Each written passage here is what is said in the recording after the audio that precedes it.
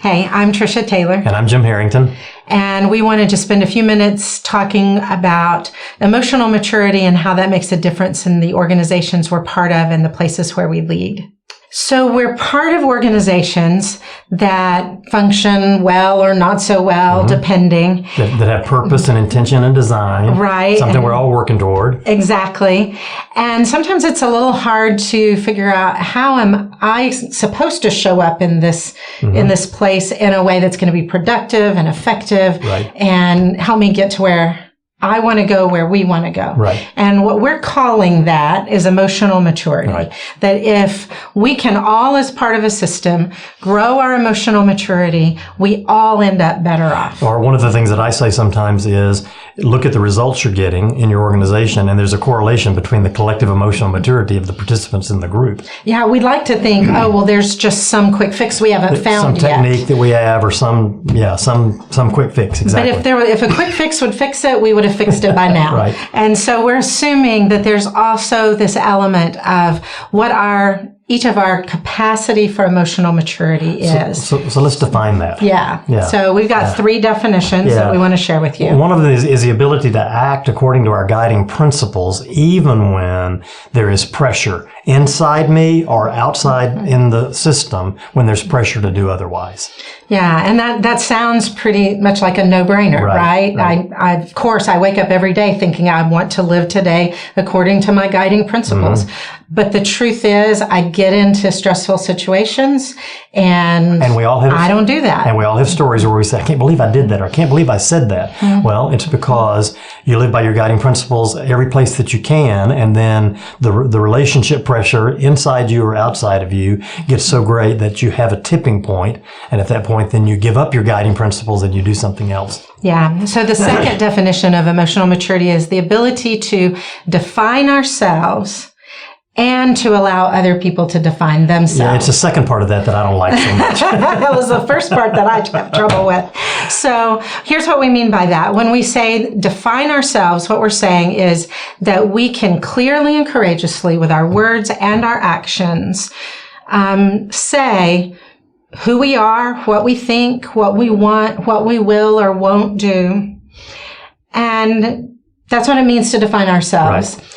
And then to also allow another person to say, through their words and actions, who they are, what they think, what they want, what they will or won't do. And what makes that so challenging is that our brains are wired to see difference as a threat. And so you say, I want to do this, and I don't want to do that. Right. Then I'm faced with, if I say that I don't want to do that, then that creates a sense of threat. Or if I know you want to do something different than I do, I deal with a sense of threat internally. But whether that force is out there or in here, it is a force that changes how it keeps me from being able to live into my guiding principles. But we grow in our emotional maturity when we learn to both have the courage to define ourselves and maybe the humility to let other people define themselves. And then the third one is the ability to stay connected to other people without having our behaviors determined by them.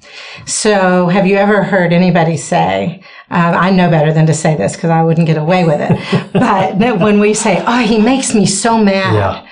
You know, or when we say, well, I don't like what I just did, but I wouldn't have done that if she hadn't done what she did. Exactly. And so this definition of emotional maturity speaks to our ability to stay connected in appropriate relationship with each other without having our behaviors and maybe even our feelings determined by that other person. And so we have a two-phrase a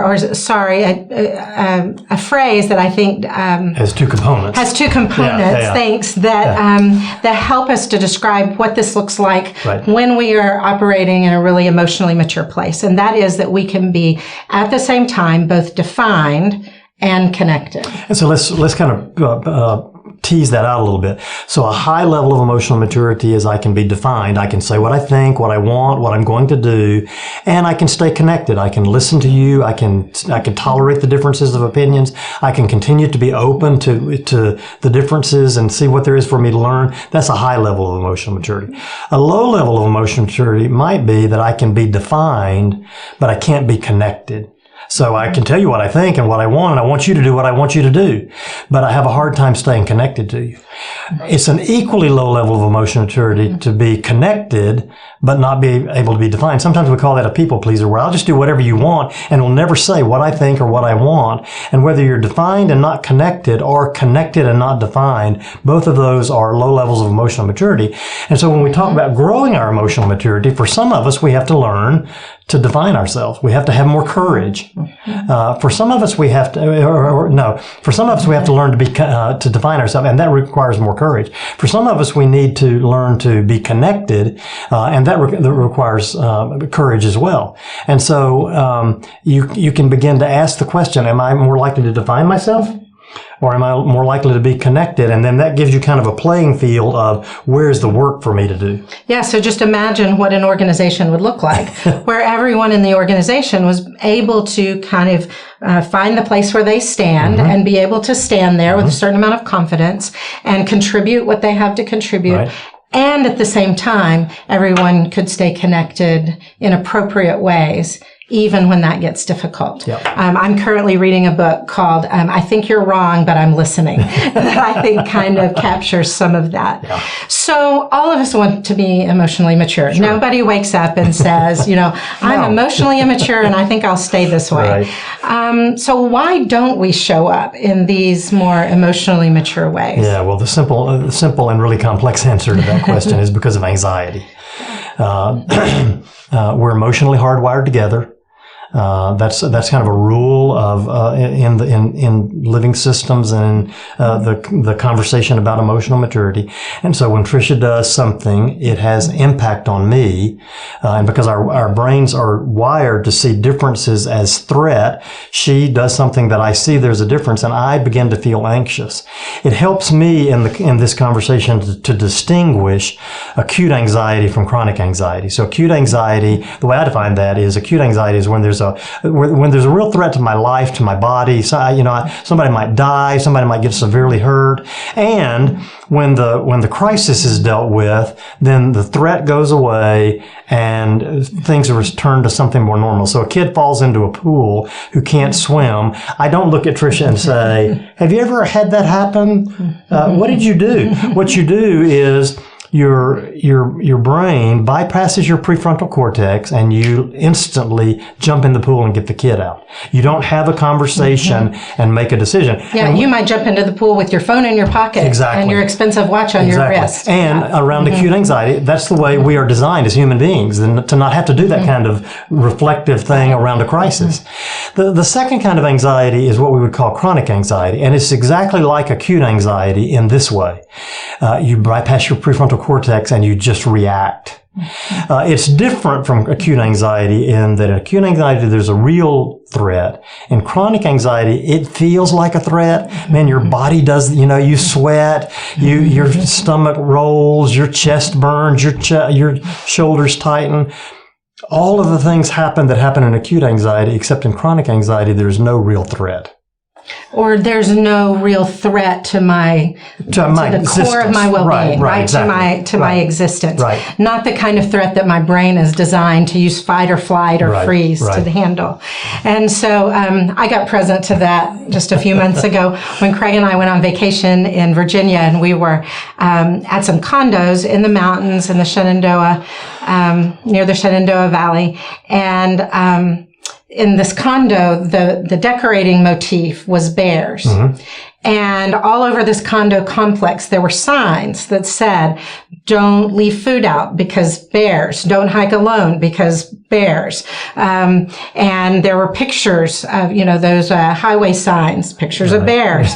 And it was really clear that they were trying to. Everywhere. Yes, exactly.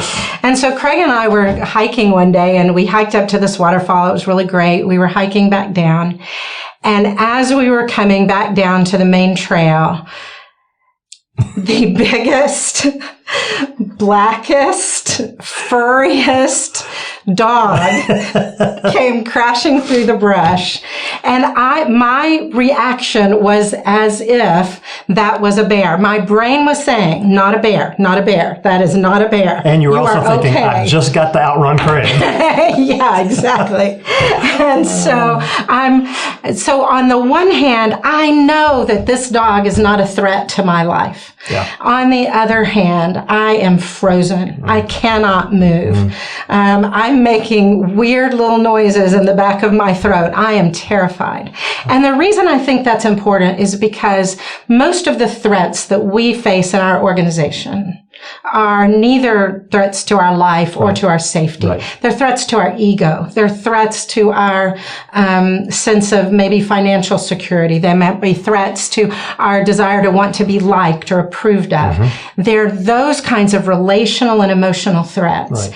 And yet we lose sleep. We avoid people. We do all the kinds of fight or flight things in those cases like we would do appropriately if our lives were being threatened. Exactly. Yeah. Exactly. And so that shows up in 1,000 different ways in your daily experiences at work. I'm going to tell the story of serving on the staff of an organization. I'd been there about 3 months, and the leader of the organization said to me, "What's going on between you and Bob?" And I said, "Nothing that I know of. Why?" And he said, "Well, I've just noticed that when people walk in the room, you're generally pretty gregarious. You walk toward them, you shake their hand, you remember things they've told you, you're pretty outgoing. But when Bob walks in the room, you stand still. And if Bob moves towards you very quickly, you actually back up." Really? I'm like completely oblivious to this behavior. The leader of my team was really helpful, and what happened over time was I began to realize that this man, Bob, looked like, acted like, in many, many ways reminded me of someone out of my past who had shamed me a lot and who had been violent with me on a couple of occasions. And what was going on in my brain was, alert, alert, alert. This is a dangerous situation, and I was doing what I learned to do in those threatening situations. Over time, what became clear quickly was that there was no threat with Bob, and I was able to learn to relate to him in a different kind of way. But just left to my chronic anxiety, I was doing what I did when I feel that sense of threat. So we believe that chronic anxiety shows up in a lot of different ways, mostly outside our awareness, like you just said.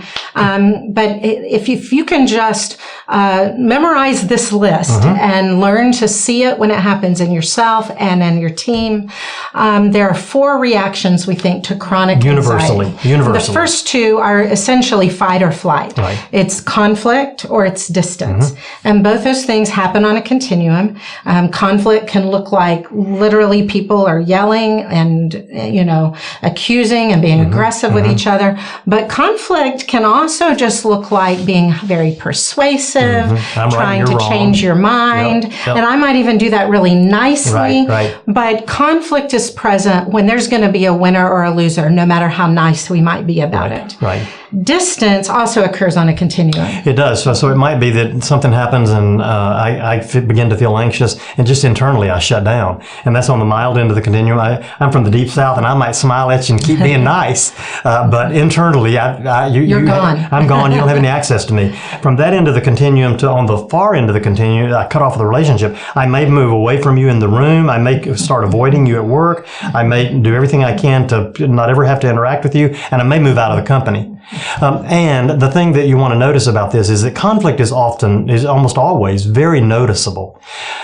Distancing is often seen as better behavior. Like, these are good people. These are folks who, in the midst of all of this, are able to make this work. But the thing you've got to realize is that conflict and distance have the same impact. Both of them undermine communication, they undermine connection, they undermine the capacity to do effective problem solving together. And those are 2 ways that chronic anxiety shows up. The next 2 are a little more nuanced. Yeah, a little more nuanced. One is over and under functioning. So we think about over functioning or under functioning as being related to responsibility. I'm over functioning when I am taking responsibility for things that actually don't belong to me. And I'm under functioning when I'm not taking responsibility for things that actually do belong to me. And, there's a principle that says that in most organizations, organizations, especially volunteer organizations, you end up with about 20% of the people doing about 80% of the work, right? The 20-80 rule. Exactly. And so what that does is just describe the way that when our systems get anxious, some of us will overfunction and some of us will underfunction. We give awards to the overfunctioners, but both overfunctioners and underfunctioners are operating out of emotional immaturity and chronic anxiety. Yeah, as a response to chronic anxiety. Yeah. Right. And then the final one is projection. Sometimes we also call that triangling and blame. And so Tricia and I have some anxiety that shows up in our relationship, and we do whatever we do to manage that. Generally, what we'll do is distance, and then what we'll do is we'll draw a third person in. So I'll go home and I'll talk to Betty, who also has a relationship with Tricia, and I'll, do Tricia blah, blah, blah, blah, blah.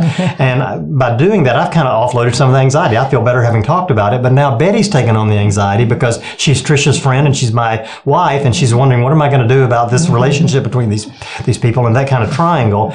And then what happens is, rather than Betty talking to me and Tricia, she goes and talks to a friend. She didn't do this, but she could. And all of a sudden in an organization, what you've got is multiple interlocking triangles where anxiety is just rippling through the system. Exactly. Yeah.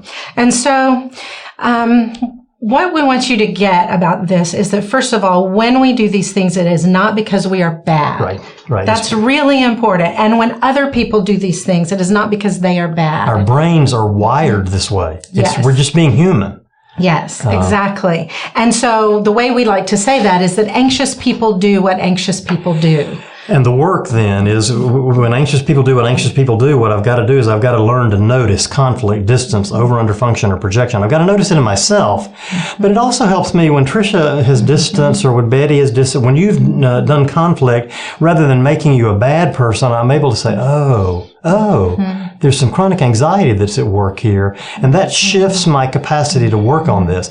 If I can begin to see my chronic anxiety responses, and you might use all four of those in different ways, then once you can see them, and I think you have to see them before you can do this, then you can begin to take responsibility for yourself and begin to change your behavior.